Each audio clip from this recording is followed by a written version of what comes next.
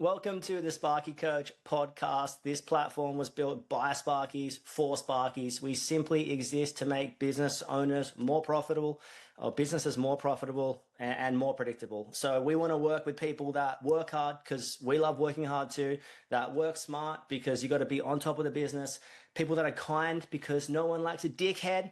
Am I right? People who want results because that's what we're here for, right? And people who want to be part of a like-minded community. So if you're interested in hearing more about the platform, please reach out and enjoy the podcast.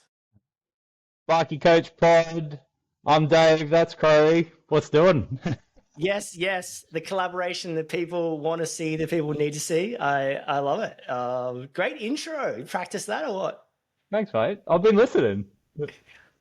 What have you like? I mean, this is for everyone listening. I feel like we're old friends, but like we're just kind of met. So it's pretty. I'm pretty excited. What have you listened to? If you don't mind me asking, what have you enjoyed? I've been look. It started with 40. Like 40 came on. I've done his podcast a couple of times, and then he jumped on yours and posted in our little group chat, and he's like, "Oh yeah, check this out." And I like the vibe, man. That's cool. That's cool. I love to ask how you like what does life look like today for you? So talk us through the family life. You sent me a photo of some steaks before. What's the ideal steak for you? Oh, well, I've recently gone to a new restaurant in Camden, the Argyle House, where they have like a grain grass combo, and they finish the cows on dark chocolate, and it is incredible. Anyone in my area, go to this restaurant, and no collaboration there, but it's really good. Best steak I've had probably ever, I reckon. Really? I didn't realize you were from Camden. For some reason, I thought you were from Melbourne. Nah, I'm a Sydney boy. Sydney boy. I love it. Same, actually. Cronulla, back in the day. Okay, and family life, like kids, what's the sitch? Yeah, I have two kids, a girl and a boy. They're 6 and 4 now, so I am in the thick of it pretty well. Yeah. What's the age gap? It's 2 years. 2 years. Yeah, we're on a 20-month age gap. Yeah. Probably like I'm gonna say loosely wouldn't recommend. Yeah. But now there's almost 8 and 6 would recommend at this point. But it was a tough like 4 years. Yeah, they're a year and a day apart, like surgical strike that was. Wow, that's crazy. Big money spending. Yeah. No, they're really good together actually. So it's good. Like I like my sisters. I've got two younger sisters, and we all had a 2 year age gap, and we're still pretty close. So I think a bigger age gap that makes quite a big difference, because the difference in development for kids is huge, especially at a young age. Yeah, because we're two boys, and they love to wrestle. So it's like I feel like they're always fighting, but then they kind of need to always fight, and I'm just like, whatever. That's cool. And then how long have you had Willman Electrical for? So I started it in December 2023. So I'm a bit over 18 months. Oh, wow. Yeah, it feels like an established brand. That's amazing. What's the Instagram? The Instagram's definitely helped with that, because I started my Instagram well before starting the business for real. So I did a reel, around about when I started saying, hey, it's actually kicked off for real. So did that help you? Instagram help you in that sense? Kick off? I've got to be honest, I haven't really utilized Instagram to find any work, but big news in the Willman camp. I've got someone on board to join up, so it's exciting. Yeah, first employee.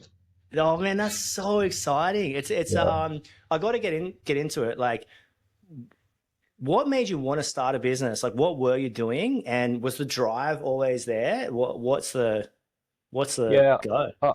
I definitely always wanted to get to the point where I would start a business. Like, my old man is a business focused guy. He's got an MBA and he's a CEO type. So it's always sort of been pushed as the way to, have a good life, really. So, um, yeah, look, but the thing was, like, I did an apprenticeship a little later than most people. Like, I think I was about 20, 22 or 23 when I started. So I was a little bit older when I finished up, and I've always been very concerned about knowing enough before starting the business. So I worked for a really good company in tech for I think 8 or 9 years, and I got like some terrific experience out of that. Doing Heck, we did like $1 million commercial jobs. We were doing massive industrial installs, like all sorts of different things. I was doing industrial maintenance. So I've had a really wide range. We did some pretty nice houses as well for some of the wealthy clients of, at the time. So it was a really good experience there. And then it was just the time to do it. I probably should have done it 5 years ago, but I was enjoying my time there, and Instagram sort of filled a bit of a gap that like I needed something else, and like I'm definitely happy to be doing it now for sure. Yeah. So did your apprenticeship is it Intech? Is that what you said? Yeah, no, I didn't. I finished my trade off, and then they were the next company I went to, so I stayed with them for like 8 or 9 years. Wow. And what were you doing pre-apprenticeship? Oh, I've done a few jobs. Yeah, What was was it the was it way PG related? What are we talking here? yeah, yeah, all PG Yeah, rated. yeah, yeah. Okay, okay, okay, okay. No, um, funny story. I think I said this on 40's podcast, but I'll do the quick version. I used to climb towers and do dish swaps, like for mobile networks. So I'd climb up the towers, we'd do the rigging, everything. And I had a couple of times where the work came and went, and I eventually wanted to do just a TAFE course to have some sort of piece of paper. I've got to the age where I was like, oh, I need the piece of paper because I can't just go on being competent. I thought I could, but everyone's young and smart, and they're like, yeah, I'll be fine. But you need that piece of paper. So I went in, and I went into the TAFE, and I still remember the guy now, still good TAFE teacher. He was like, oh yeah, and you should probably do this. And I read through the course. It's like low voltage cabling. I was like, yep, sweet, 48 volt, that's perfect. Cable tray work, all this sort of stuff. And it was electrical trade, electro technology technician. And I was like, that's fucking perfect. So then I signed up, went to my first class, and it was a bunch of 16-year-olds, and I was taking calls from work, and the teacher was like, mate, your boss wouldn't be happy you've been on the phone. And I'm like, I'm talking to him. So it That's so was good good. times. But that's Yeah. amazing. And what's your thoughts on mature age apprenticeships? Like it's a question I get asked all the time. Do you Mm. go younger or do you go older? And I've had we've maybe put through 12 to 15 apprentices through my season.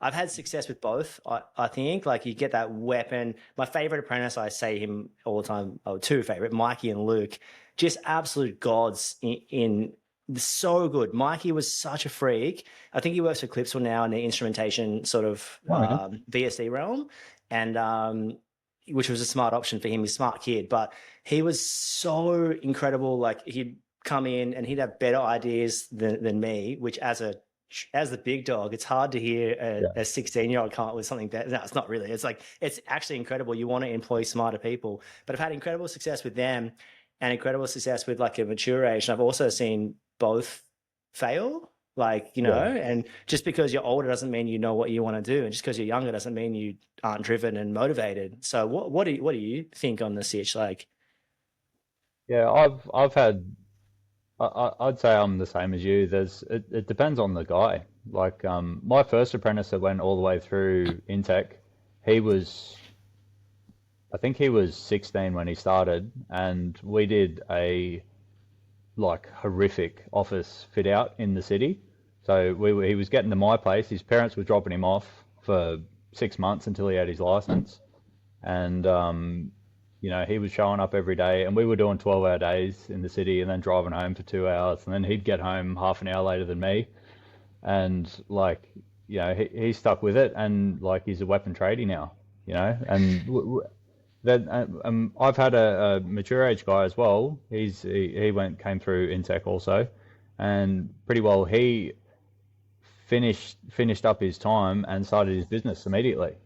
And he's going all right as well. So I think it just depends on the person, really. But like Yeah, I mean, I'll be honest. Do it. I wish I did it from. I wish my parents or like I had someone that pushed me to do it when I was 16 because I'd be in a much better position financially and all sorts of things. So imagine if I could go back and just be 10 years younger and be in the same spot, like starting the company 10 years ago, 100%. yeah. Man, so much to dive into and unpack. I think as well. Yeah. Like I want to go there because you started. What advice you have? Like, you waited till I don't know, just paraphrasing, the tide was perfect and stuff like that to start a business, and you have to have everything in order and stuff like that. What Yeah. advice would you have to someone thinking about jumping in to business now? Like now that you're 18 months in and, relative achieved guru status, and, you kind of realize it's kind of not as hard as it looks, but it's in other aspects a lot harder than it looks. What would you Mm. say to someone on the fence? Oh, look, if you don't have kids, go for it. Yeah, the kid, yeah, the kids have made it hard. I mean, look, I think when you're starting, if you're subbing out to people and just getting your face out there as, hey, I've got a business, I can do work for you. It's probably an extra hour, couple hours a night, maybe, like that you're gonna have to do. You do your paperwork, your job management stuff, invoicing, all that sort of jazz. It probably adds up to about an extra hour a night. But if you've got kids, you've only got 2 hours. They go to bed at 7, and you got to go to bed at 9. You got 2 hours to muck around with. So, Like you my know, kids don't go to bed till like 9. Hey, they're oh psycho. yeah, But they, yeah, they that's sleep crazy. in too. They sleep in and they're just like, Yeah, what are you gonna do about it? Can't do anything. yeah, yeah. Crazy. Daylight savings kills us because they're like, oh, it's still day outside, and we're like, no, it's bedtime. Yeah. It's like The Simpsons on Ned Flanders when he's like just Ned Flanders just shutting the curtains on Bart. Yeah, It's like, no, no, no, yeah. no, it's bedtime. We need Um those blockouts. yeah, and what was the drive? Did you always have the drive in you to start? Were you always gonna start something, you reckon? Or did something Yeah, I motivate think you to start? I think so. Yeah, like I'm obviously pretty passionate in the industry, and like the Instagram has definitely scratched that itch for a long time. So, which blew up for unknown reasons to me. Like it's sort of been a crazy ride, but yeah, it scratched it for a while. But then, like obviously, I think business has always been the end goal for me. So. Yeah.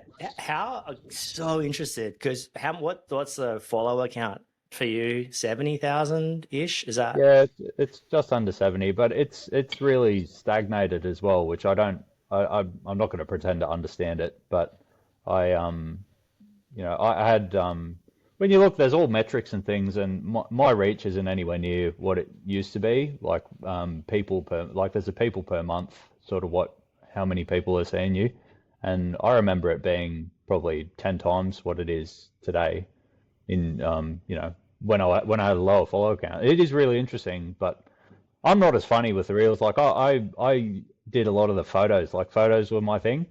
I liked setting like like a tool display up or doing like a little tutorial or something, and that seemed to do better years ago. But who knows with the algorithm? That's black magic, like MATV or PLC. Yeah, it's like power in general. Yeah, Yeah, yeah, no yeah, one yeah. knows what's happening. It's crazy. MATV is I actually put a photo up on Insta the other day of I I guess saw it's that like one one. one of those It- MATV systems, and Yeah, which is so interesting because I think when I quoted it, I had no idea what to do, yeah, and it's actually essentially incredibly simple when you boil it yeah, down. But the guy's talking about like diplexes, and I'm like, oh, what the hell? And then when you do it, oh, this is so actual easy to yeah. do. I don't even know if Foxtel's a thing at the moment. I think it's probably been eliminated by I don't think so either. the NBN gods, you know. Yeah, 100%. But yeah, but okay, sweet. So how did Insta blow up? Because you would be sort of like, I see a lot of people posting stuff and I froth on it so hard. Like I know how insecure I get when I post something on Mhm. up, and takes courage to post something up. And I always try, and if someone's talking face to camera, I'll always try and scroll and like it because I'm like, I know what it feels like to Yeah. to look at yourself back and be like, but how did it blow up for you, you know? Yeah, so I probably spent 12 months getting to 1,000 followers, like just posting. But I wasn't posting anything in particular. It was I started Insta for a portfolio on my work as a Sparky, so that's what it really started as. And I was playing a waste of time phone game beforehand, and I was like, "Hey, maybe I should just put it all on Insta and see what happens." And I started. I'll be completely honest. I've said this before. 100% started Insta to get freebies. So That seems to be without a working doubt, out just fine. without a doubt, yeah. Yeah. And to its credit, like once you get a follow count, you get some freebies. It's great. And I think I'm going to say everyone wants a following, but what's the Yeah, responsibility that comes with the following? You must get lots of messages and, like have to write back to them. And that's a cool responsibility, but yeah. how much time does it take? Um. Oh, look, it's not as bad as you'd think. I don't get like thousands of messages or anything, but like it is very rewarding. Like people like reach out, and I will usually reply with a voice message or voice to text just to make it Oh, so easy. I'll so be does 40. yeah, I'm a massive texter.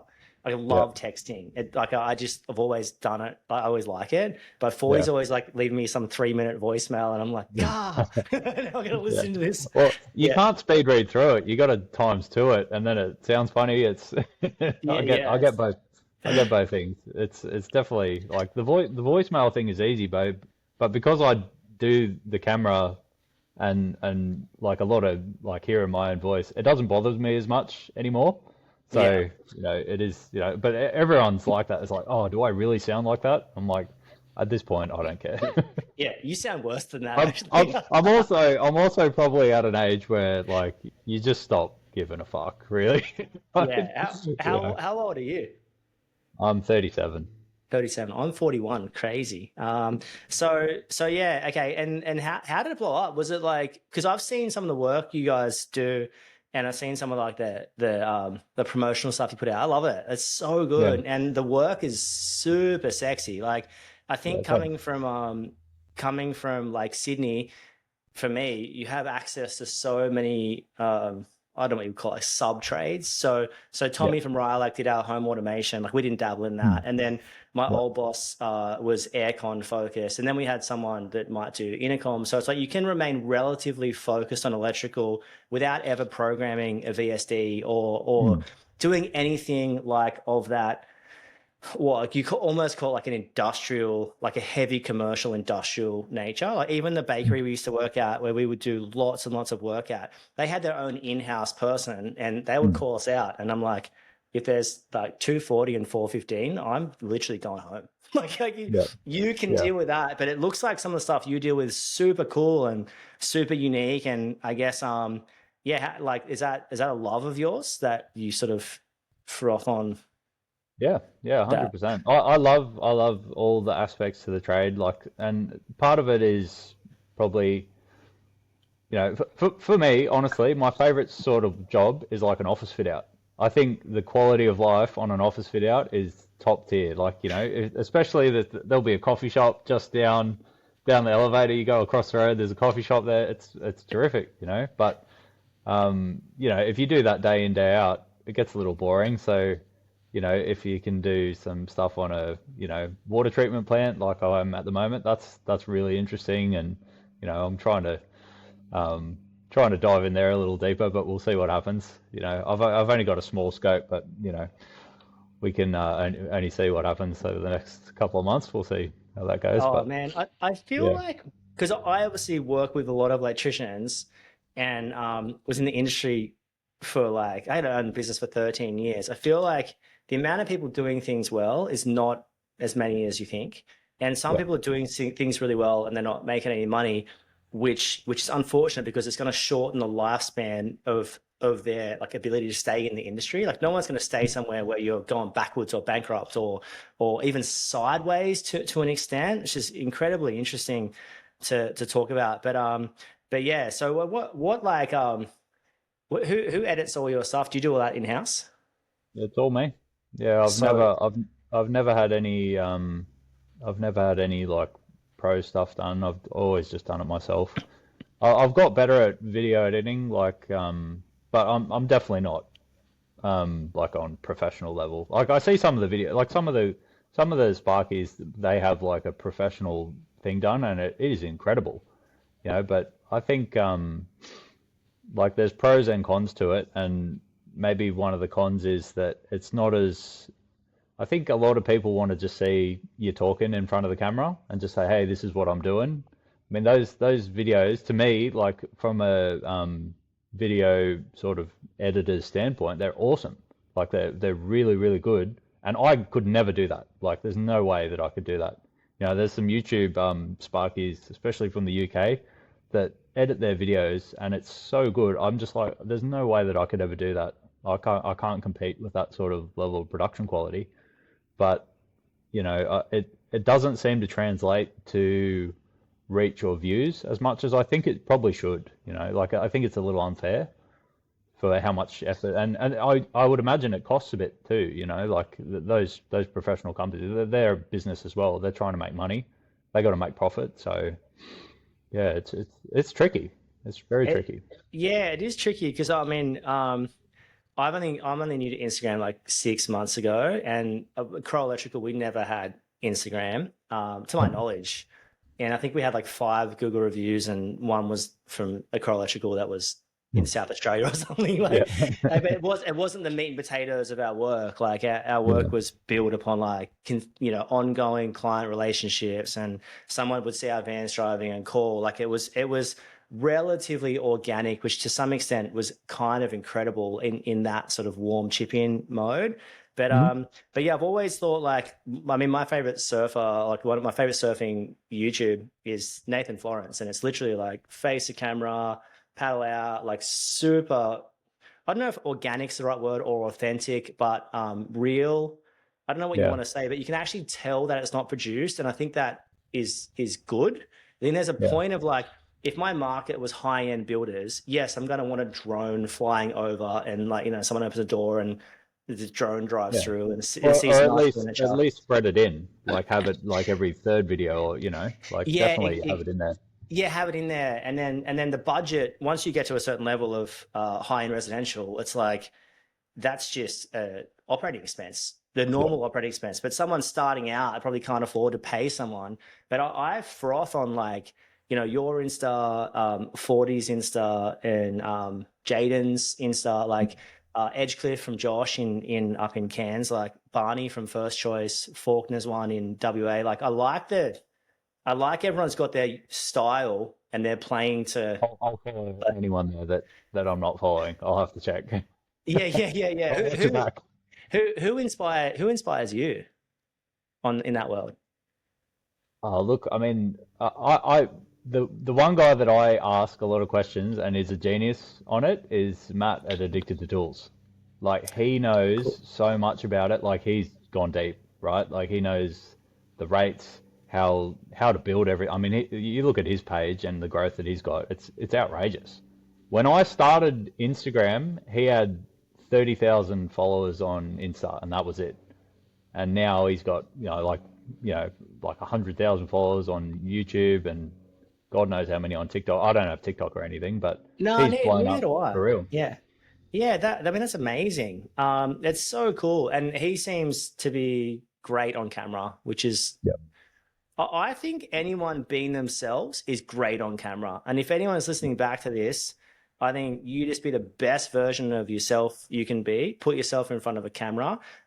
It's funny because sometimes after we do a lot of podcasts and filming, and I've had a lot of like experience in front of, lots of people, whether it's in church or in public, like speaking in front of, and I still get weird and insecure. Like it's literally a learnt skill of putting Yeah. yourself in a space where you suck and then you get better. It's like fitting off a PowerPoint for the first time. You're not expected to be a legend.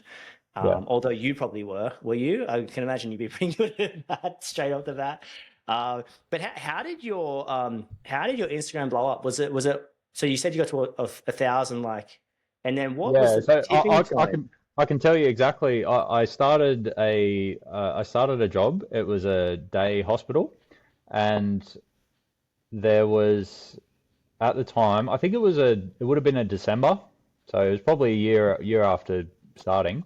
Um, I did a post on there, and the fella that was working there at the time, who I'm mates with now, he's like a bit of a builder fella. He had some form ply that he was using to um, he was just battening out handrails in the hospital, right? So I put some tools down on this form ply and it blew up. Like I had like the Weeha Speedy driver, and it was all sort of like some insulated tools, whatever. I can't remember. I'll find the photo, but it's that photo got like 4 or 5 thousand likes, and I got 100 followers a day for like 2 months straight. Like every time I opened my Instagram, I was just like, "There's 100 more," like, and it was surreal. But I And think like, what was it Sparkies or like what or just people or what was it? just no idea. Like it was so it got so crazy that I couldn't even keep up with it. Like it was just like my notifications now, like even now is ridiculous. I can't see like if someone I've done this to a few apprentices. They'll be like showing like an old picture of like, a girl that they know or something, and I'll just like double tap like on their photo. They freak out, which for funny, for obvious reasons. But for me, if someone liked a photo from, 2 years ago, I don't see it. There's no way that I see it. I'm getting like I can send you a screenshot of my like my notification thing. It's just like it's just dribble, like I and it's not one thing at a time. It's like, oh, like 10,000 people have liked this photo that you did 8 months ago. That's It's so really it's it's really strange. it must be But strange. And what are like and you know feel free to answer, then we can cut this out if you want later. But what are the perks of having that follower? So you run a brains trust, is that yeah, right? Is that yeah. like, So yeah, the tell Brains us more? Trust. Yeah. That's a Discord server that I started, and the thought process behind it was when I had an issue or had a problem, I could ask in a story, and depending on the day, I might get anywhere from 600 to 2,500 story views on a day. I think that is based on your follow account, to a point. But I would always get an answer, and someone would pop in and be like, "Oh, mate, I used to work there and do that, and this is how you fix it." And I was like, "Mate, this is unreal." So what I wanted to do was create something that um, everyone would sort of have access to that.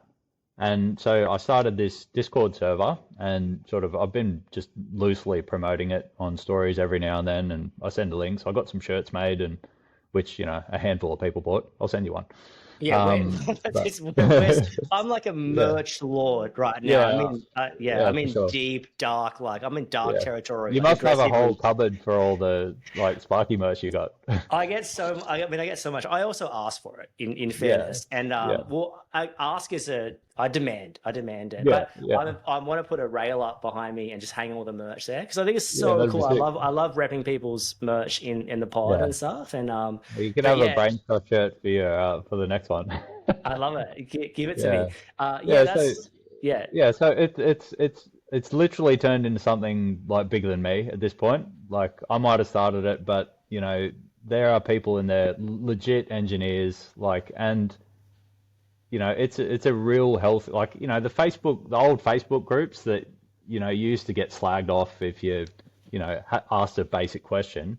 That there's none of that in this group. Like I would recommend anyone, if you're a Sparky in Australia or New Zealand, and it's a healthy community. There's apprentice questions. There's a bunch of different, like, Discord has a really good setup for it, and there's a bunch of different threads and questions, and all sorts of stuff. Tool discussions. There's one guy that just does nothing but post Amazon deals, which is just terrific and bad for everyone's wallet. But yeah, it's a great little community that's sort of come up. We've got about 1,200 members. Oh, that's so good. We have a like in Sparkcage, we have a no dickhead policy, and it Yeah, just makes coming to work same. so Yeah, so good. And I get the feel from your brains, and anyone can ask whatever they want in a safe place. Because I was that person when I started out. I did an aircon apprenticeship, but I graduated. Can you say graduated from TAFE? Do you graduate from TAFE? You Yeah, surely you yeah, do. Yeah, of course sure. you do. Um, and I got my electrical license, but realistically, minimal to no electrical experience. Like Yeah, no idea what like no idea basically of yeah, anything, only solely done like the high end sort of resi stuff, couple of switchboards here and there which were questionable at best. Like you wouldn't be putting them anywhere near your insta, you'd be putting them yeah, in a like in a different file altogether. yeah, And that was interesting. I remember having to call upon people at times, and usually my friends I went to TAFE with, and it can get quite embarrassing and humiliating, and also like, why don't you know that, and why can't you retain yeah, that? And I've yeah, always strived to be like, oh, I want to avoid, because that feeling's terrible. Like to think that you're a burden to someone for asking, or you're an idiot, or to feel shame about something. Like I yeah, hate that, and I love the yeah. fact That's that not on. no, it's not on. And I love the fact that you're providing that. So yeah, our program's like no dickhead policy. And we've got a brains trust too, and actually called the brains trust. Oh yeah, So that was cool to see that everyone can say like, who's got a rough in checklist. The other day someone said like, who's got a pre-start checklist, and everyone was just like, I'm in there yeah, chatting to people, which is sort of my job at that point. But yeah, it's so cool that someone can ask anything they want in a safe place and get an answer that's actually genuinely helpful. There's no fear of anyone responding negatively or poorly. The other day, yeah. someone said to me, have you ever had anyone you don't like in your program? And it's actually one person that threatened to give me a 4-star review. I was Oh like, really? yeah, that was it. Like in the hundreds of people we've had through, I'm like, that's a one person. Oh But yeah, even yeah, he was pretty cool. Like he had a yeah, point. He said I should have told him to hire. And I was like, fuck, you didn't really tell me all the details, but like, that yeah, feedback's great to have as a coach. You're like, yeah, you want me to be harder on you? I can do that. Like, yeah. But anyway, you probably got to ask for it though. Like say, hey, like I need you to push me. yeah, You know, yeah, like it's exactly. And also you can't know everything. no, you can't know everything, but also you got to get better too. Like everyone's entitled to make Yeah. a mistake. But yeah, brain trust, that's cool. Is someone running that, or is that just exist, or No, what's look, the go? it pretty well just exists. I've got a couple of moderators, like one fella who, like, he actually did like all my new logos and stuff. Like Logo he's looking yes, sexy, by the yes, way. Looks it looks good. good. Yeah, yeah, he knocked that out of the park. He didn't like the red, white, and blue idea, but I'm like, it's a good idea, bro. Come on, we'll put it on black. It'll look sick. Nah, that's a good Yeah, yeah. idea. Yeah. Yeah, no, but yeah, look, he's a great guy, and we do some online gaming when we can both find the time to do that. So we hang out on there. But yeah, we sort of he probably does more on the Discord now than I do. He's the certified gangbanger of the server. So shout out to you, Tobias. You'll be watching. Yeah, so good. Yeah, And now perks of Insta. I'd love to hear it. I don't know how yeah, much you can share. I got no idea. Like, um, what do you get stuff? And do yeah, you only partner with brands that you like? Like, do you ask them? yeah. They ask you? How does it sort of work? All right, so I don't know if I should say this, but I've actually reached out to Simpro. I saw Simpro doing some content with a fella in the States that I follow, Tetra Electric, and I was like, I don't have Simpro, but it's probably the gold standard, from listening to you guys and everyone that I talk to. Like I had it at Intech as well, so I know it's the bee's knees. But What do yeah, you if I want? could get a discount or even like a free version for 6 months or something, that'd be great. Well, yeah, It's expensive. Simpro give us deals, like if we give them to someone. Like we haven't really looked into it. It's interesting, hey, coming from a trade world where you're just trading Hmm. labor materials for money, it's interesting to come into a world that there's different ways to make to get income. And I even Yeah, say like all our subcontractors, we gave millions and millions of dollars worth of work to these people and didn't get a yeah, dollar back.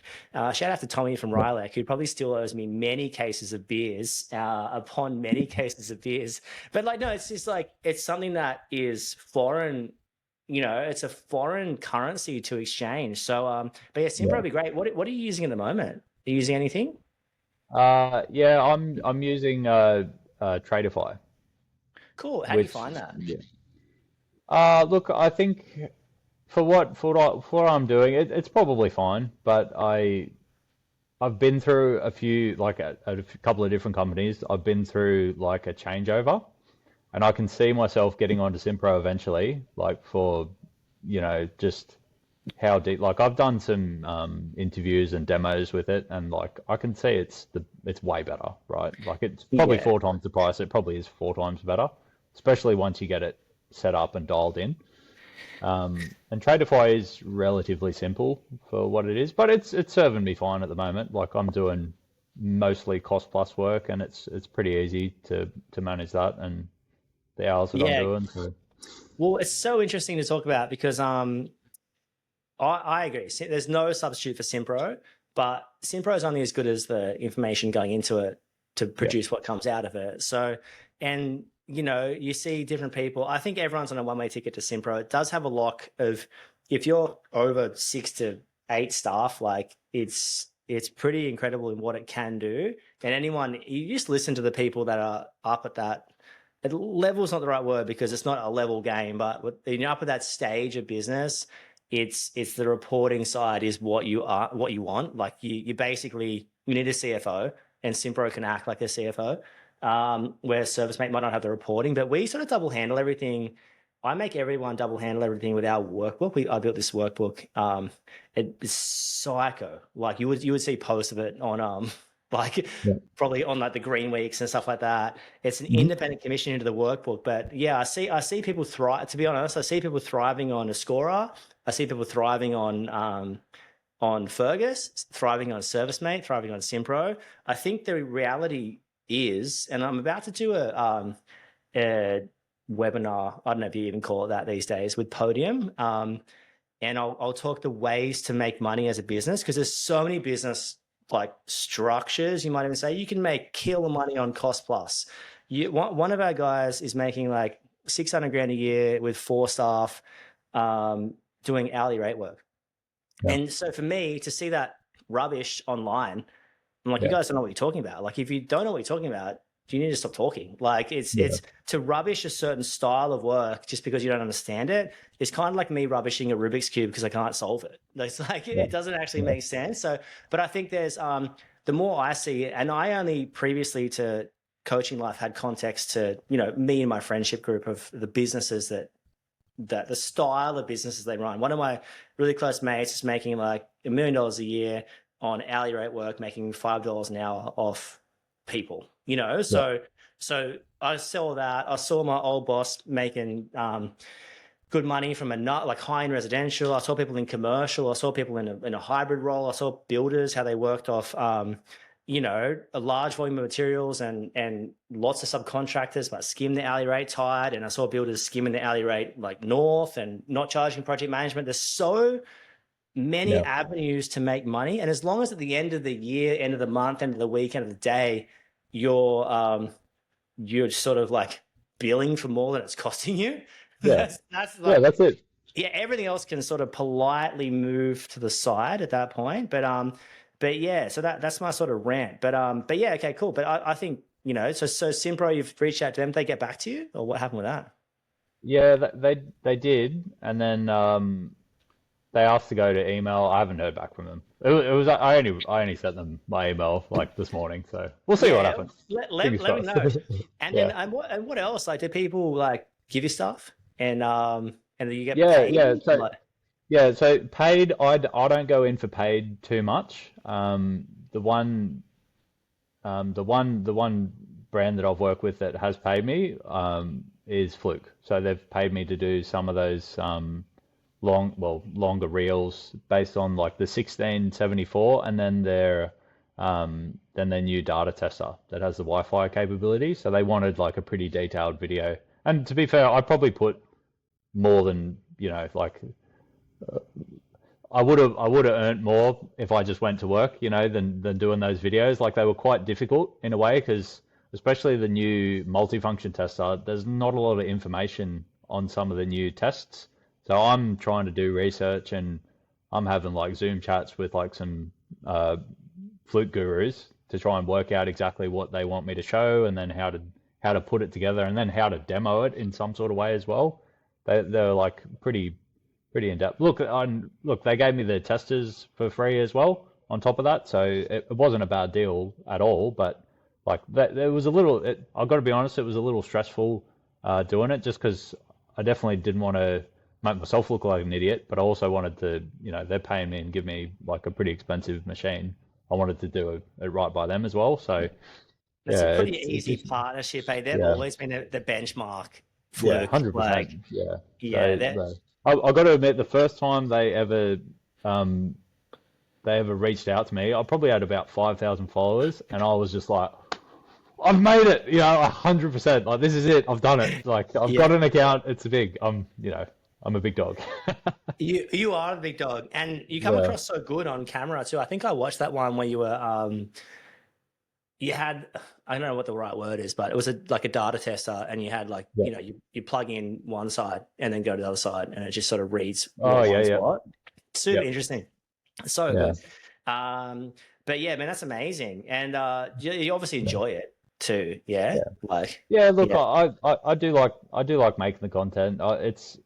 It is a bit of a drag sometimes, like because I've been doing like 10-hour days. I get home and then it is a struggle to get out sometime. But honestly, if you can squeeze like a lot of my videos, like even if anyone looks over the last couple of weeks, right, my posts, a lot of them have just been on site, and a lot of the videos would have taken me like under a minute to do, and I've just posted it, and some of them are doing better than others, but like just doing a quick little video on site that's something that you can put on a reel, like that's all it takes at the moment, really.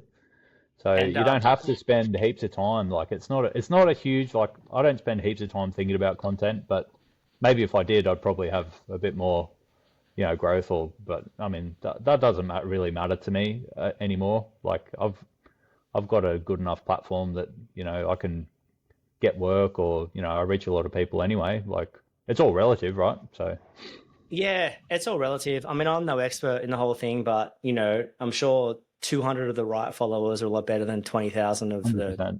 And okay followers. I have a core of people like I think anyone else that I talk to regularly. There's like a handful of apprentices that message me all the time, and any apprentices, if you do watch this, message me. I love it.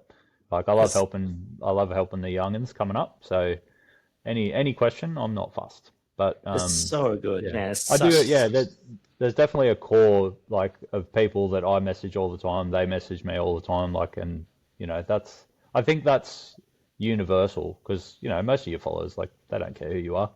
I get probably 400 unfollows for every 400 followers that I get at the moment, I feel. yeah, too much meat posting. Yeah, that's Um, it. yeah, and that's really cool because I think sometimes you can from the outside look at it and be like, oh, it'd be so nice to have X amount of followers and I'll earn this much money and I'll go to Yeah, Greece and yeah, go to Santorini shirtless and play beach yeah. I don't volleyball. earn. But Full disclosure. It's not worth it. I don't earn shit from it. Don't you? Like, it's not a good. It's not a good career move to try and be an influencer. well, the thing that I'm most interested about, this is my outside view, right?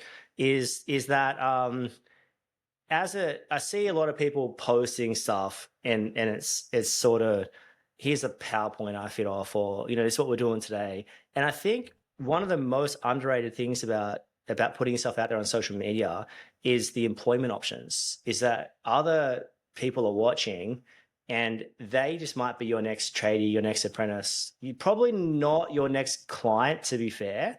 But like Yeah, in a labor market that's so tight, like you look around and we've got clients all over Australia and in NZ to a lesser extent, but everyone's screaming out for people and like not just qualified people, but like good qualified people. And you realize how rare they are, and to yeah, find that unicorn. So if you've got them, hang on to them.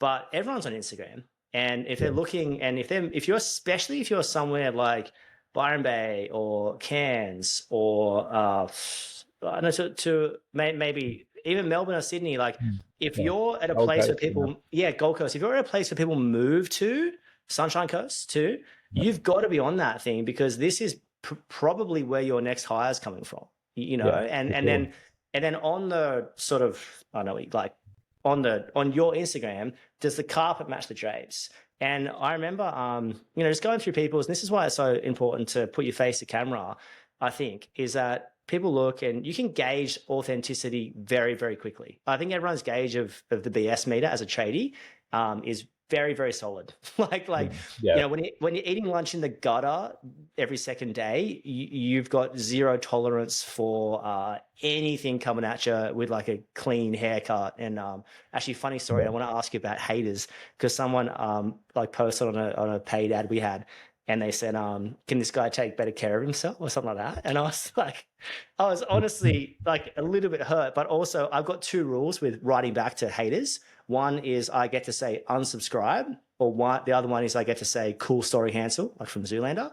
And because that minimizes my emotional input to the haters.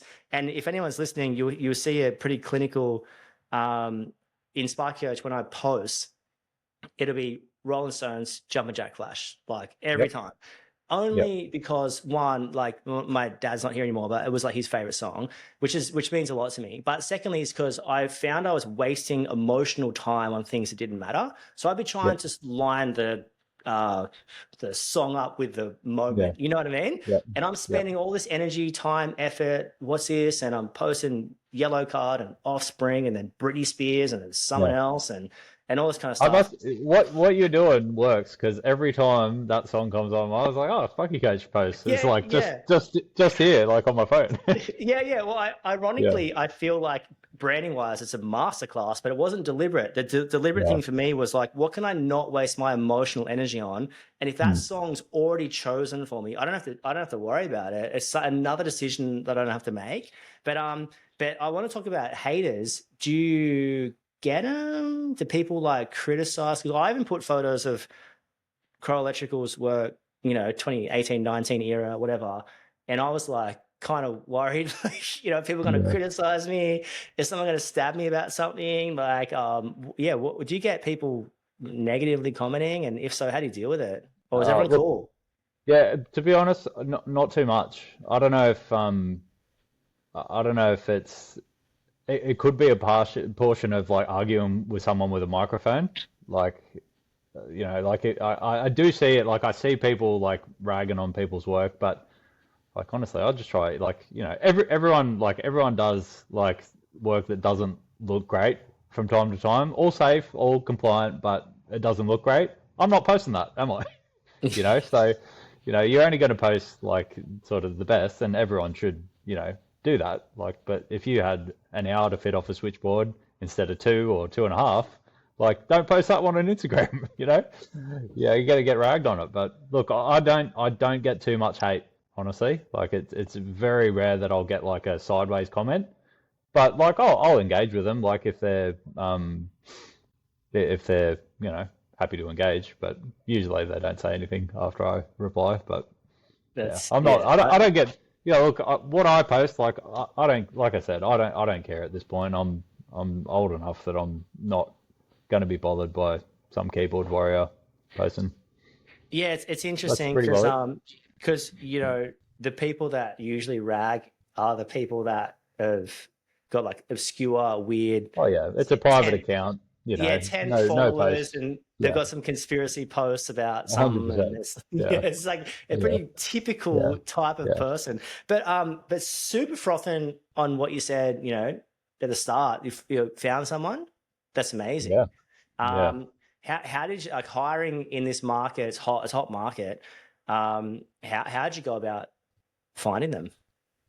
Yeah, it's that's a secret, mate. Is it For really? now, it's a secret for now. Okay, I get it. But like, can you give me what was it? Was it through Instagram or you can't say? No, not through Instagram. And to be honest, again, even with Instagram, I don't think I'll ever go, hey, I'm hiring on Instagram, because I get swamped. I think Jaden from Rewired has that problem with apprentices on the Gold Coast.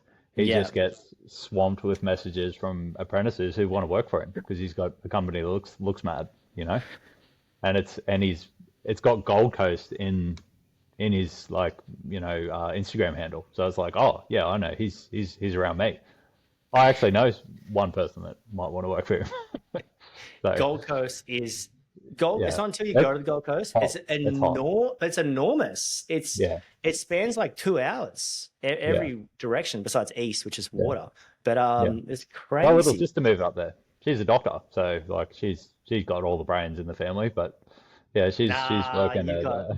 you got some brains. You got some brains. But that's super exciting. And what do you see for the future of Willman? Because you've obviously got some like cool jobs, and I think you Yeah, got it seems like you got a diversified range of jobs, which I often worry about. Like I look at some of the other coaching companies, and like they're preaching to chase a certain style of work, yeah, which is residential Betty, stuff, which I get. Like I measure hours with everyone. I'm aware of everyone's details. I know what's profitable, what's not profitable. I know what you can achieve 50, 60% net profit and what you can't.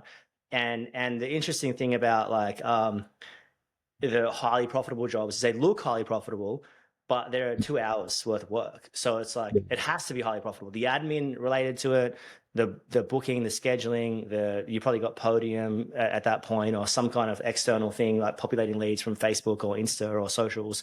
So it's like it looks glamorous, but it's not glamorous. And then you've got to chase 100 of them to fill your week up, rather yeah, than like say a commercial client, industrial client, builder who chase you God forbid you get hourly rate work, which is me calling you saying, "Hey, Dave, can you come to here and stay there for 3 months and earn 20% net profit?" And you're like, "Yes." yeah, So it's like, yeah. it's It's a so no-brainer. interesting. It is a no brainer. And I don't understand why there's a need to degrade a certain style of work when there's a lack of understanding of someone who's actually Your stood in that your shoes. your particular brand of non-bullshit in this like part of the coaching sphere is like kind of why I've stuck listening to your podcast and everyone else has gotten the bin, you know, because it's the truth. Like as if you're going to turn work away from builders, right? Like I mean, as if you're going to like not do cost plus work. Like cost plus work is completely brainless. Like all you got to do is show up, and you're making, you should be making 20%, Yeah, hopefully, cost you know. plus to me, I do like, I'm pretty hellbent. Like ever since young age, numbers, I love numbers so Yeah, much.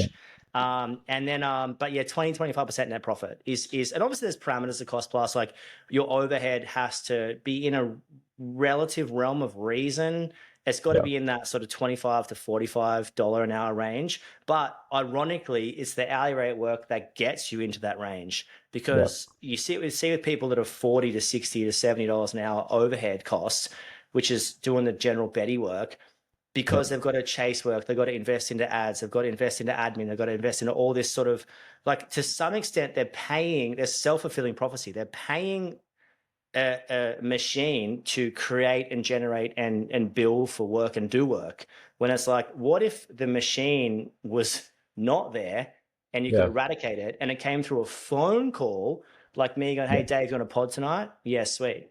yeah, Done. No, no quoting, one invoice per week, yeah, 25% net profit, guaranteed work, paid learning on your quoting, guaranteed margin on materials. You can't make a mistake. You can't stuff up.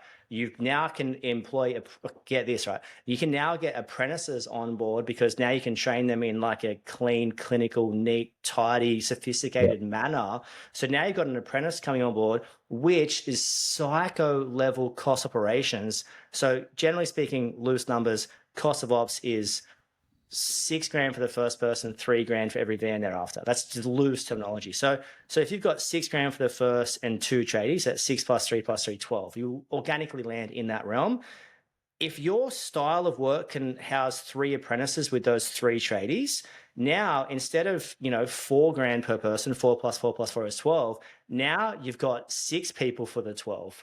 Now it's $2,000 a person. Psycho level numbers activity to be like, well, now I've just minimized the overheads. If you want to know how overheads work, if you're listening, essentially your non-billable portion, admin, and your operating expenses go into a pool, and then your billable hours is what lift up that pool. So if you've got, picture me and Dave, although we're heaps strong, carrying a massive piece of steel, we can lift it so far. But picture 6 of us, it's lighter, we can lift it longer. That's how the billable hours work over your overhead. Like the more hours, the lighter the overhead, the less hours, the heavier the overhead. So it's like, this is why I hate the revenue metric.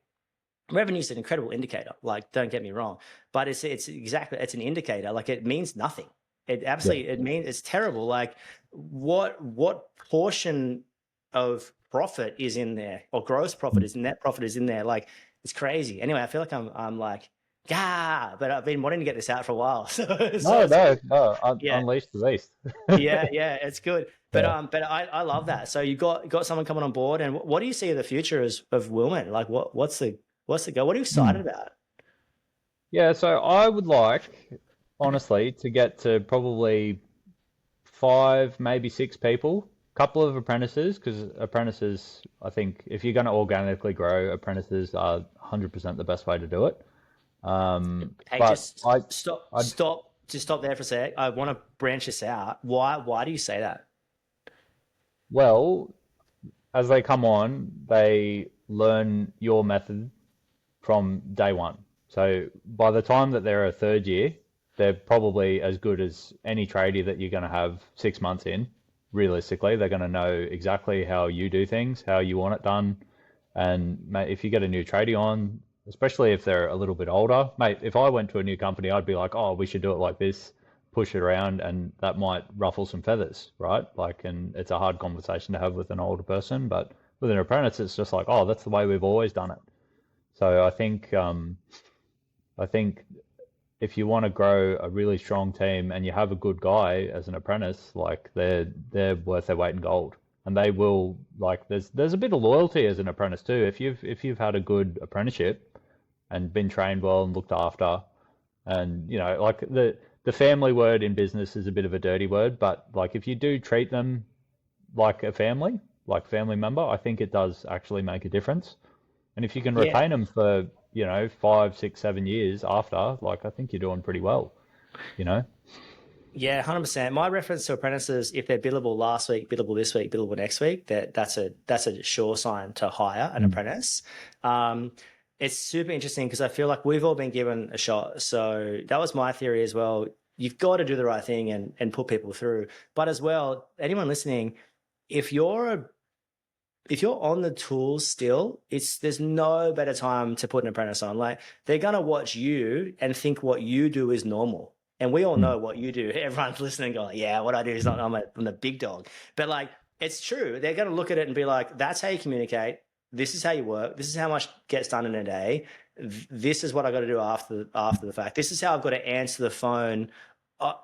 Ironically, you always hear like, what if they leave? It's like, if they actually saw what it took to run a business, if they were sitting, I remember my third year apprentice, shout out to Nate Dog, was in the car at the time. I was helping him, like training him how to quote small jobs and stuff. And he was like, I had no idea what you do because I'm like answering phone call, phone call, phone call in the car. And he's like, oh, I don't want to do that. So it's like Yeah. sometimes when they see what you do, it's like they physically appreciate you more, but also they've decided internally, like, I'm going to let you do your thing and I'll do my thing. Because Yeah. a business ownership's interesting. Sometimes I feel like it can look easy from the outside, but we all know it's not easy. But some people just have a knack and a gift for it. But yeah, I'm a massive believer in raising apprentices up and raising up from the inside, and also, like, think about it logistically.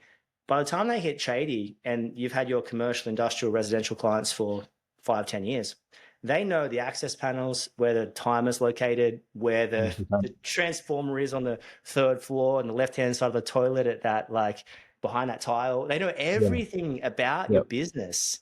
Yeah. It's amazing. And I think it's a beautiful thing to raise someone up, but it has to be the right person. Mm. That's the only Yeah. disclaimer. So that's Mm. cool. So anyway, I interrupted you. Future Yeah. of Wilmot. Yeah, no, I probably want to get to 5 or 6 people, couple of apprentices. I hesitate about going further than that because I think you can make very good money at that sort of size team. I'm not like completely money focused. I just, I want to pay the cars off, have a house, and give the kids a business or like enough money that they can have a decent enough head start in life. And I still want to do the social stuff. Like I do enjoy it. So I'd like to do more YouTube again, honestly. I had an opportunity doing the YouTube stuff when I was doing that the hospital in Camden, and I probably had like 20 odd videos when I did that place. But my old man was a investor in the place, so I had no problem like with filming, which has been a problem everywhere else that I've worked. Like it's especially if it's like anything automated, they don't want any of their processes out in the world, like that sort of thing, you know. And then you've got to go through like HR, man, it's just not worth it. So, you know, at When you my say automated stuff, when you say automated, you mean like the sort of programming VSD sort of what are you yeah. talking So about? any sort of manufacturing Like facility. So machining, yeah. yeah, machining. So like, you know, I mean, I did a can plant upgrade last year, and I subcontracted to a firm and did that. And I would not show, like I showed a little bit here and there, like it was sporadic, but I never showed product because there was, you know, if you think about cans and what comes in like cans, what's like the big company that comes to mind? They don't want their product shown in like some random's video, especially if it's on the ground or getting stomped on because like they had a crash and one of the machines crashed and cans went everywhere. You know, like it's there's elements of that as well. So filming in those environments, like if you know the news crews went into this place the other week and it was pristine, I'm like, it never looks like that. You know, like they've cleaned everything up like to make it look like that. But manufacturing is a bit messy. They don't want to see that, and their competitors would want to see it, and that's another reason that you can't really post that stuff. So if I'm ever Yeah. posting things in those sort of facilities, it's probably a panel or something really that doesn't either show product or it's just an interesting little tidbit. Like it's a snippet, but not the whole picture, you know. I'd love to show some of that stuff, but it's just unfeasible, you know. I could potentially get into trouble, and that's a consideration. If you have a 100%. tiny And account, you get away with it for sure. But like enough people will see it that yeah, it's but just not worth the risk.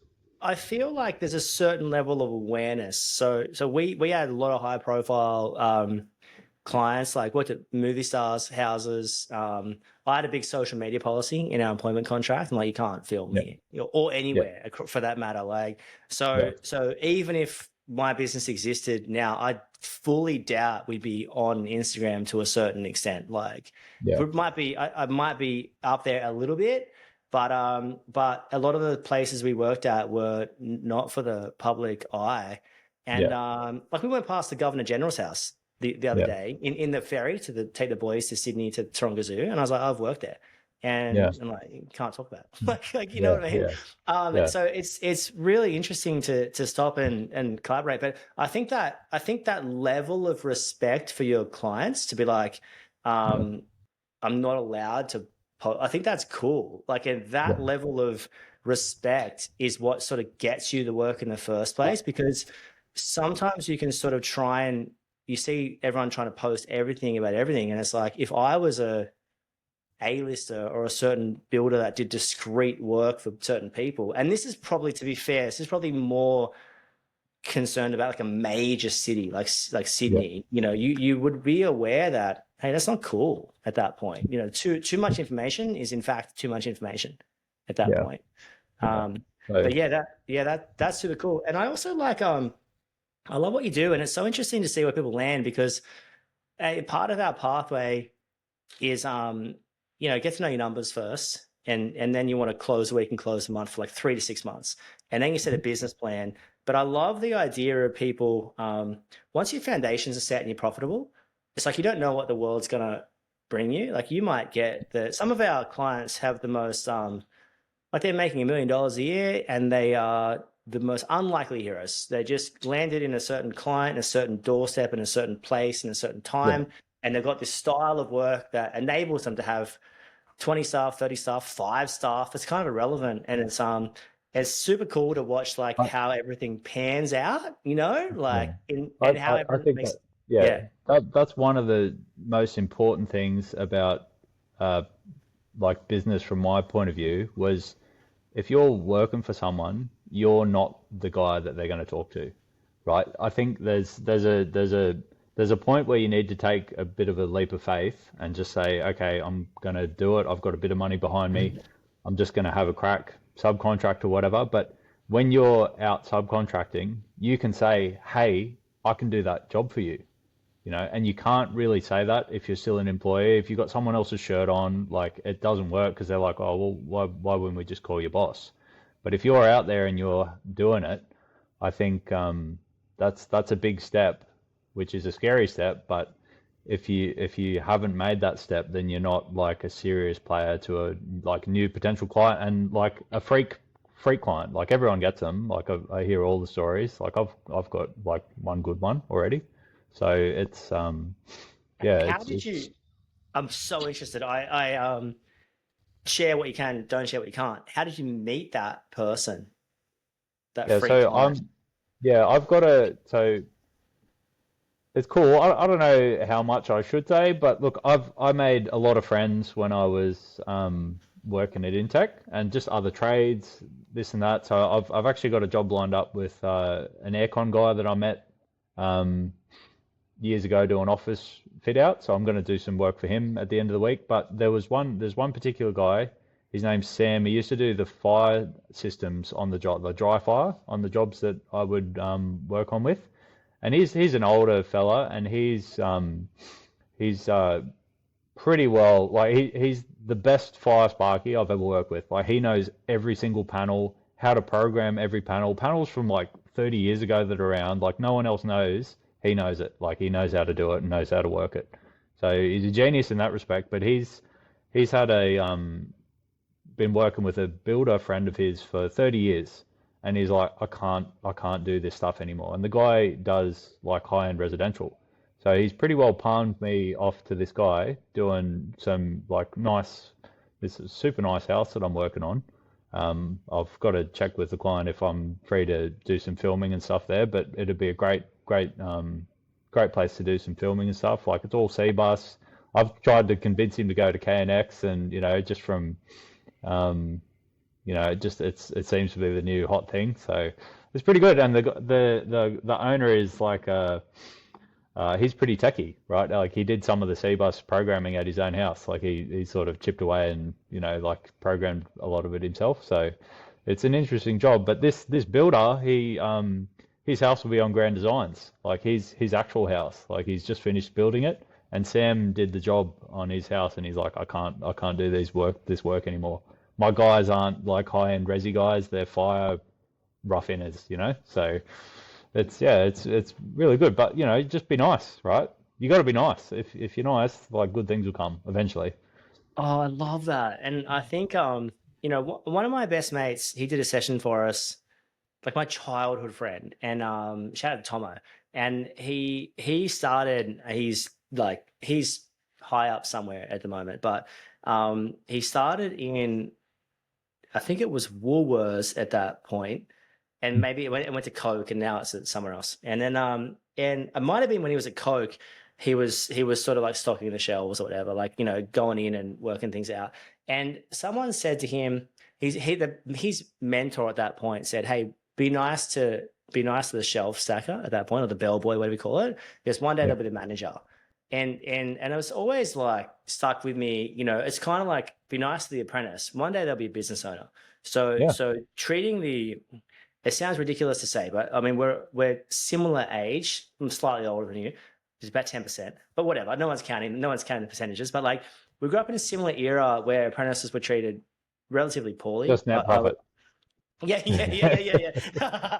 But like you'd be nice to the apprentices, because the apprentice plumber one day will work somewhere like that may benefit you, and not that you're doing anything to benefit yourself, but it's just be a good, kind human that's respectful, honest, that calls it out how it is. And I think a huge thing on that, and this is something that probably doesn't get touched on, is that not to speak negatively of other trades, other people. Like the negative bond is so easy to go for. Like Yeah, you look at guys generally, and they'll bond negatively or over like chicks. And it's like, oh, yeah, that chick, like, and it's like that's a very easy bond. And anyone that goes there is looking for cheap dopamine hits, in my opinion. Yeah. Like I've lost a lot of respect for that person as initially in the initial Yeah. conversation. You've gone there, I know what you're doing, I don't like it.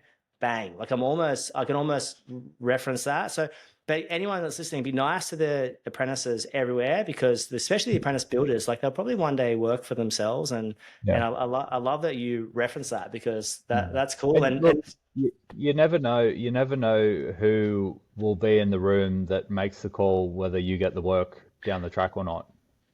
Like there's something to that as well. Like if you like I think I've tried to be really helpful and really good with everyone that I've only really had one builder that was hard to deal with, and like he was okay. He was just a tough bastard. Like he was all right with me, but he was just so hard on like the team and everything. But everyone else, I've just gone out of my way to do everything I could to help everyone around, like even other trades, like I'd give them a hand or help them with a tricky, lift or something with some rigging or whatever. But just be nice to everyone, help everyone out, and then what goes around comes around for sure. It definitely happens. yeah, The where I got the water treatment stuff was from literally just helping out a contractor on another job. Like I was just really helpful. Like anything they needed, like they needed to print some stuff out, I printed some stuff out for them. And then when their project manager came down, they were like, "Oh yeah, he's got a business." Like this tradie was just like, "Hey," well, it was a girl tradie actually. She lady tradie. She was like, "Hey, he's got a business. Like, if you need him doing that, just talk to him." And this PM just like is essentially giving me, like a massive do and charge job. It's been awesome. So be nice. oh, be nice. I love that. Yeah. And also Be like, kind. Be nice. Be kind's your thing. Be nice. Yeah. Yeah. yeah. But it's so cool because that's essentially it, right? Like that's how you treat your clients. Is how you treat your staff members, and Yeah. people want to work with those people. I think it's the most underestimated thing. No one's expecting anyone to do it for free. That's the Yeah. big thing too. Like you don't have to do it cheap or for free, and if you're in that market, you don't have to be. Like Yeah. there's plenty of other uh, walls to climb up. But that's super cool, man. I'm so excited for your future and just to see where everything leads and like what is to sort of like in the wrap up stages, like what is your favorite let's go. I'm gonna ask a couple of things. Favorite tools, but I'm gonna go to like favorite battery power tool. What is it? There's Yeah. So PG related yeah. battery power tool. Of course. Like Oh, we're okay. talking work. So Yeah, not yeah. Hitachi, I not saw what Hitachi you then. I saw where your head went to. I was like, no, not that. No. Like Yeah. work related battery power tool. Yeah, no, I'm in the Milwaukee camp. No, and before it was cool, I might add. Like I'm not a Milwaukee fanboy because it got cool all of a sudden, but when I was an apprentice, I needed my first power tool kit, and I was working with the roughest tradesman I've ever worked with. Like, just chucked his tool like it's crazy. Like to me, it's just bonkers. But he was like, he said, I'm like, mate, what do you think about these Milwaukee tools? And he's like, I haven't broken one yet. And I was like, okay, well that's good enough for me then. So I went and bought a 6-piece kit or something. And that would have been when I was like a third year. So yeah, I've That's been with interesting them ever since. And because it's been a good it's Makita, yeah, it's been a good yeah. choice I think because they have like lent heavily into like Sparky stuff. So they've got the cable cutters, the crimpers, like all the good stuff that Sparkies need. Like it's all there.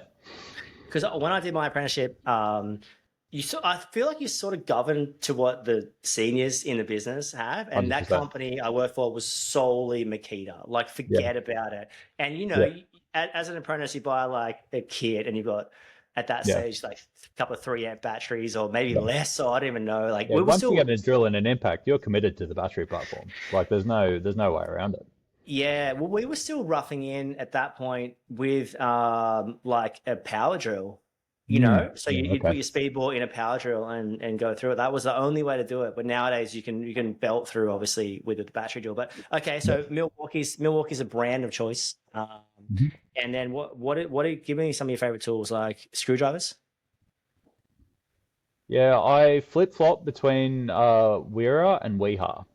Probably leaning in the Weeha direction for screwdrivers specifically, but I probably like the grips better on the Weira sets, but Weeha, I keep going back to them for some reason. Yeah, and what about I have, yeah, I have the testing equipment? I have the Weeha torque screwdriver too, which is nice, and that sort of cemented in that direction too, with those little tiny bits that they have, So the good. proprietary And ones. yeah, good. And then testing equipment. If you had to use a testing equipment, if you were excited for tomorrow, what would you use? Oh, come on, you know the answer to that one. Something fluke. That's a very yellow question. Yeah, but like that, what are you using? Like a data logger, data tester, like Oh multimeter, like yeah, what? Yeah, okay. like that. So Yeah. my go-to recommendations for a fluke tester, if you're an apprentice and you want to buy like a decent tester, I think a 1587, which is an insulation resistance tester and a multimeter, sort of all in one, and then get yourself a 325. That is a clamp meter, but it also does DC current clamping, which is really important for industrial situations. You have those 2 meters, you're pretty well set. You can do just about anything with those two. So you don't need to go super fancy and get a multifunction tester. If you've got those two, you pretty well get away with murder. So good. Did you do much Yeah. data logging ever? Yeah, I actually bought I bought a power analyzer um, just before end of financial year in 20, so it would have been 2023, 2024, because that big cam plant job, we had a massive shutdown. It was like a 2 week shutdown. The whole plant stopped. Like it was a huge deal, and it was like a couple of weeks before end of financial year, and I wasn't paying myself at that point, so I just had money in the business, and it was all profit. And my account's like, oh, you should probably spend some of that so you don't pay 25% tax. So I was like, I called up my flute guy and I was like, mate, I need this, that, and the other. I got a thermal imager and a power analyzer and a couple other things, and just to, you know, murder the tax bill. Probably haven't used enough of it to make it valuable now, but to buy it now would be more difficult. And later on, when you got employees and stuff, is more difficult again. It's a big expense. So like it's like a 20 grand unit. Oh, I think I got it for about 15, but you know, like I've got it now. So if I ever need it, I can just say, hey, here it is. It's, you know, whatever for the week to do your logging and parallel. And I was like, I've done it. I've used it on a few jobs, They're and so good. Yeah, yeah, I bought it's super cool kit. Super I cool. bought a Hioki. I think I don't know what brand. I don't know what model number it was, but like I remember we rented it out. I had 5 weeks of renting. Like I Yeah, had 5 weeks. I was going to use it in a row. Obviously, that week logging it at these like different commercial places. So I was going to buy it and rented it out. It was so yeah, good. Like I yeah. love that thing. I ended up giving it to when I sold the business and moved up the coast. I gave it to the guy that was doing our thermal imaging because he was Oh like, no. have you got Yeah, that tool? And I'm like, yeah. And he goes, yeah, I'll take that. I'll do your imaging for the next X amount of time. I was like, that sounds like a deal. That sounds mm, great. I mean, yeah, I've barely picked a pair of pliers up here, yeah, so that's yeah, yeah. cool. No. And if you had like if you had like uh, I know we touched on it before. I want you to reheat it. Like, if Mhm. you had an encouragement to someone that had just like it was just sort of starting out, like, you know, either on the tipping point of starting or 3 to 6 months in, what would you say? Yeah, I think you've just got to delve deep into your professional database of contacts, right? Like call everyone that you know. You know, like I've actually been since discussing and getting like my first staff member on, like getting 80 hours a week instead of like 40 is like a big step up. So I need a bit more work than what I've currently got. So yeah, I'm just ringing literally everyone. And I must admit, like there's a few site managers, like I think the builder site managers are typically a great one to make sure you stay friends with, because you know, a couple of them that I've rang, they're at different companies now, and they're like, "Oh yeah, I'll get the estimator to give you an email," and that's happened. Like I've this week I've probably rang five like old contacts, and two of them at new companies, and they're like, "Yeah, we'll get some in the works." So I I mean, love that. Yeah. it's like you've got to, and because I was running jobs for quite a long time at the old company, I have a lot of those contacts as well, which is probably that might be another thing. Like, you probably, before you do make the leap, if you're close, just consider how many people that you do know professionally and they know you as the man on site, right? Because if you're just the tradesman and you're not interacting with the site manager that much or the PM for the builder, and they don't know your name like by sight, that's probably not the best sign. But if you're running jobs, like you're the man, right? So I think that's probably a little thing that's definitely helped me out. Like being a little older starting, if you go when you're younger, you probably, you don't have kids, you might don't have as much liabilities. But yeah, if you wait a little bit, it can work as well. And I think it's doing all right. I'm happy. Yeah. I'm happy with where it's at. No, that's cool. It reminds me of we had our best client legit worth $1 billion. Like he was I actually want to do I would never name him because you would know him, but like I want to do an ode, like a podcast that's literally about our best client who was just so good to deal with. So much stuff I picked up from him. Anyway, there was this plumber on site who was one of the best plumbers you've ever worked with, bit of an older guy. I would have been maybe like late 20s at the point, and he would have been 40, whatever, Yep. something like that. In terms of plumbing ability, undeniable weapon, in terms of how he was dealing with people, he was an absolute tool. Like he was incredibly difficult. Everything was a problem. Every other trade sucked except him. Yep. The client, this client in particular, would chop and change things, and Yep. he would be like, And he'd get mad about oh. it. He'd get He'd mad get, about it. Yeah. yeah, You just he like, would, yeah. okay. Yeah, Yeah. and because when my staff, because this is mostly cost plus work, they would come to me and be like, "There's changing again." I'm like, "We're getting paid." Okay. Like, I don't Sweet. care. This is fantastic, Yeah. But it was interesting, and they ended up losing the contracts. And my Mm. one of my good friends came in. I recommended him as a plumber. And I was like, "This guy's a weapon." And I think what you just said is so like it's so interesting because excellence is doing what you do well and doing it with a good attitude. It's like no one cares how good you are at your job if you're a tool to deal with. Like no one's going to want to deal with you. So yes, you've got to be good at your job. That should be a bit of a given. But yes, you've got to be excellent to deal with. And I think the better you are to deal with, the more likely someone's going to use you or continue to use you. And it's not just about the work on site. As a business owner, that work on site is also the work off site. Like the invoices on time or the variations on time, is the quote come on time, is Yep. the email being responded to in a timely manner. There's multiple factors. So holistically already that increases the on site and off site, but then that also blows out to attitude as well, which is like, you're juggling those balls all the time. And I just feel Yeah. like you've got to be super cool to deal with. So I love that you mentioned that. And then Yeah. if you've got sort of like a final sign off for everyone, final sign off I'm thinking is like, it can be a sentence or a paragraph. It could be get rich or die trying, 50 Cent style. Great album, that one. Get rich or die wiring. I mean, that's heaps funny. I love that. I think that's Noah. Is that Noah? Get That's rich or someone else's, man. I'm not It's going to take credit for so it. good. It's I funny. can't. Yeah, it's My when missus is going to hate me that saying that because she was like, "That's so lame." I said it the other day. no. I'm like, I'm going to pick up. Yeah, no, she's got to Yeah. come around to the 50 Cent and being a god. Yeah. But yeah, what would you say? Yeah. I didn't plan for this, so you No, no, put no, me no one plans you for it. put me properly on the spot.